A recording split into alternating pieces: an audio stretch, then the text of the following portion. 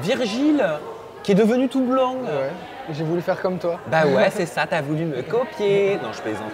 Virgile, on va parler de ton aventure dans la Villa des Cœurs Brisés, mais juste avant, j'aimerais savoir si tu as eu des nouvelles de la production des Marseillais, parce que tu étais un personnage emblématique, très fort sur les réseaux sociaux et dans les épisodes. Ton personnage plaisait beaucoup, donc je me suis dit que légitimement, ils ont forcément dû te passer un petit coup de fil.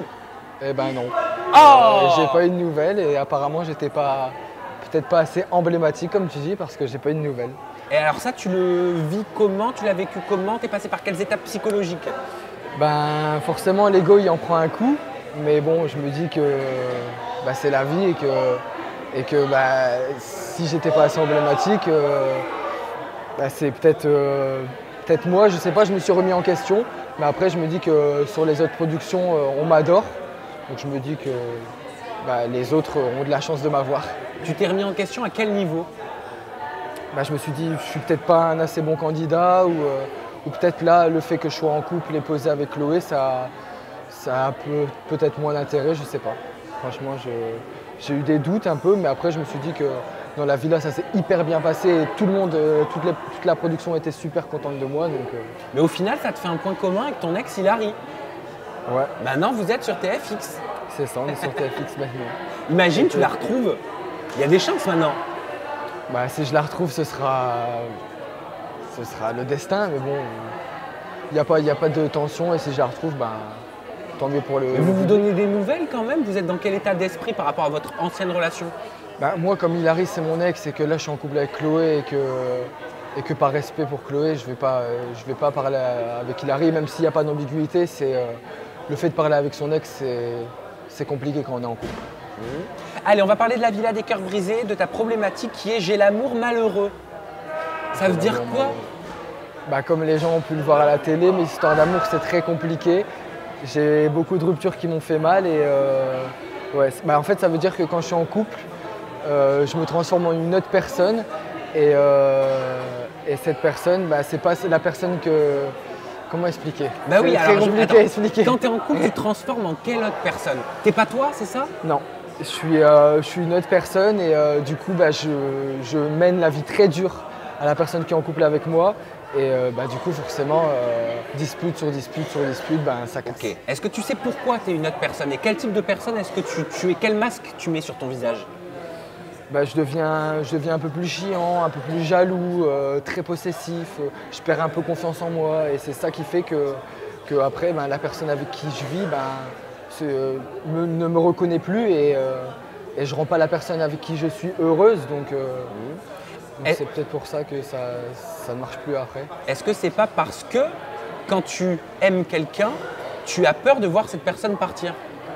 Bah, y a le fait d'avoir peur de perdre la personne, le fait d'être trop jaloux, bah, c'est lié. Et je pense que j'aime mal. C'est pas aimer trop, c'est pas aimer pas assez. Ma mère m'a toujours dit tu aimes mal. Ça veut dire quoi aimer mal? Parce qu'au final, ça se ressemble. Tu me dis j'aime mal, j'ai l'amour malheureux. Dans ce que tu me dis, il y a le mot mal. Qu'est-ce que tu fais de mal? Voilà, je me prends pour Lucie Mariotti. Excusez-moi. Là, on est en coaching. Bah, je fais des crises, je fais tout le temps la gueule, je suis un peu trop possessif, un peu trop encombrant. Ce qui n'est plus le cas aujourd'hui, grâce sûrement à cette aventure. Mais ou peut-être que je ne suis pas tombé sur les filles qu'il me fallait, tout simplement. Bah, tu es tombé sur Chloé et je te propose qu'on en parle maintenant.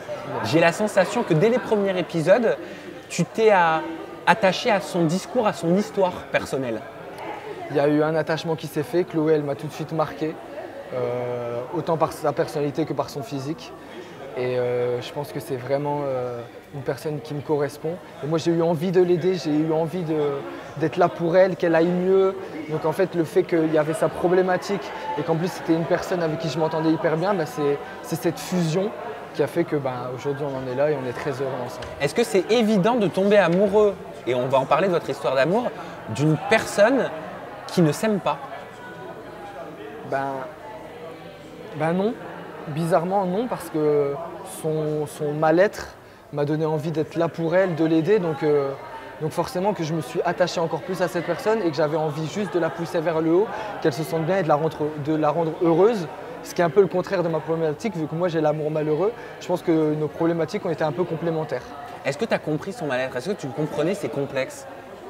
Bah, au départ, j'ai eu du mal à comprendre parce que je trouve que c'est une fille vraiment magnifique, une fille sublime, une fille qui ne peut pas avoir de complexe.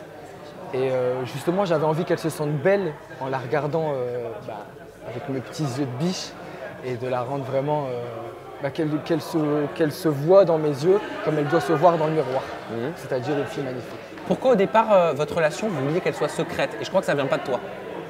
Non, Chloé, sûrement à cause de son aventure dans les Marseillais, elle le vivait très mal de vivre dans la maison en couple et que ça aille trop vite. Quel rapport avec les Marseillais? Parce que dans les Marseillais, elle a son aventure avec Paga et je pense qu'avec Paga, ça a été un peu vite. Elle s'est sentie un peu, pas forcée, mais poussée. Parce qu'on sait dans les Marseillais comment ça se passe, il y a tout le monde qui engraine. Et là, je pense qu'elle voulait que ça soit à nous et que ça appartienne pas à tout le monde tout de suite. Qu'est-ce qui fait que Chloé, aujourd'hui, c'est la femme de ta vie? Parce qu'elle m'a dit que vous vous projetiez beaucoup ensemble. Oui, on se projette parce que c'est comme une évidence. La vie à deux, en vivant ensemble, ça roule. Chloé, elle a tout ce qu'il me faut, elle m'apporte tout. C'est ma copine, c'est mon amie. Et je pense que c'est ça qui fait qu'on peut se projeter parce que là, on vit tous les deux ensemble sur Marseille et tout se passe bien. En fait, il n'y a rien à dire. C'est une relation parfaite. T'es amoureux? Je suis amoureux. Je le sais à 1000%, c'est amoureux, je vois que par elle. T'as encore l'amour malheureux? Ah non, là pas du tout. T'as l'amour heureux? J'ai l'amour hyper heureux. Aujourd'hui. Comment tu fais pour ne pas te laisser aller à tes démons? C'est-à-dire ce que tu nous as expliqué.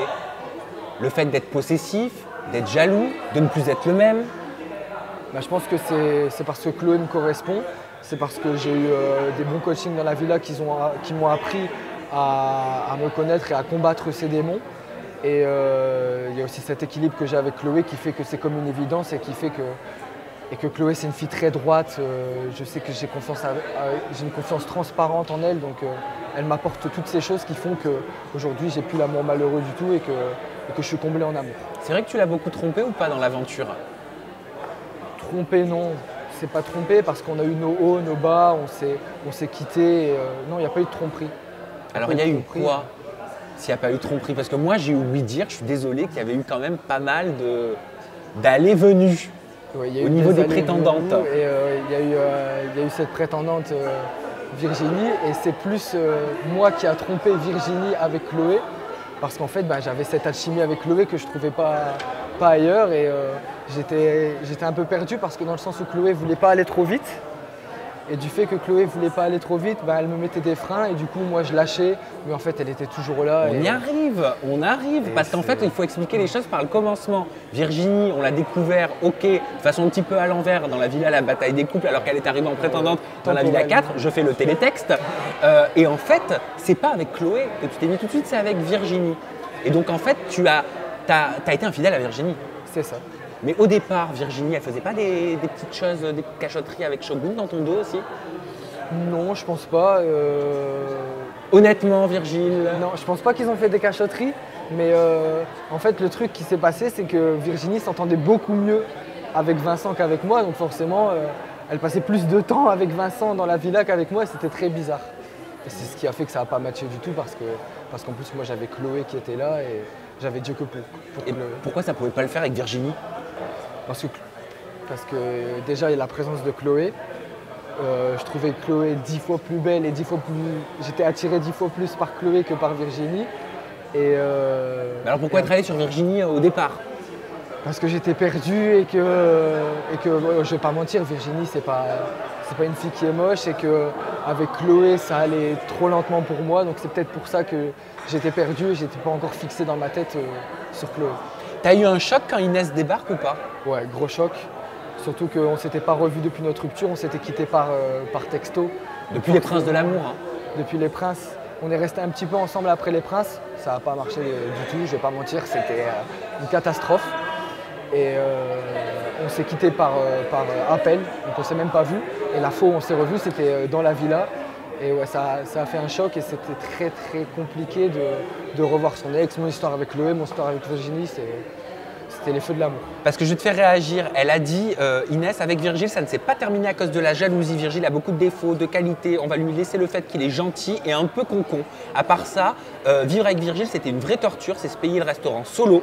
Parce que j'aimerais bien revenir sur le fait qu'il a dit que j'avais besoin de lui. J'ai fait les Princes, j'avais 18 ans. Il faut savoir que l'on m'a repéré quand j'avais 14 ans à Punta Cana au Club Med pour Secret Story. Je suis rentré grâce à moi-même.